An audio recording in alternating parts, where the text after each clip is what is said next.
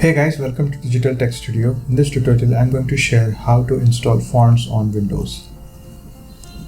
So let's open browser, and within the browser you can visit any website. For example, I'm downloading the fonts using the Google Fonts. So you can search for this website, or you can directly visit this fonts.google.com.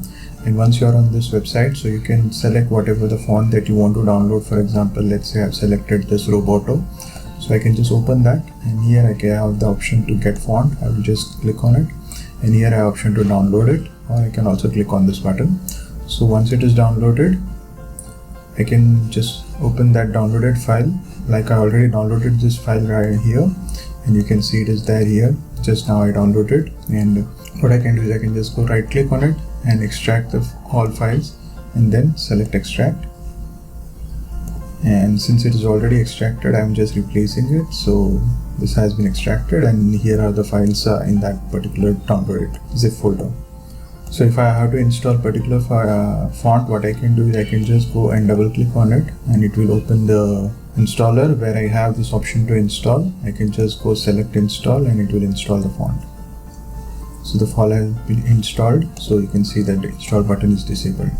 Now let's say suppose if you want to install multiple files, what I can do is I can open that particular folder or the list of fonts that I want to install. I can just select key press Ctrl A, which will select all the fonts within the folder, and then I can just go right click on any of the file, and here I would see show more options. I will just open that, and you can see install option and install for our users. So either if I want to install it for myself, I can just go select install, or for all users I need to authenticate with my username and password. So I will just go and select install, and the font is being installed. So this way you can install any font downloaded from any website.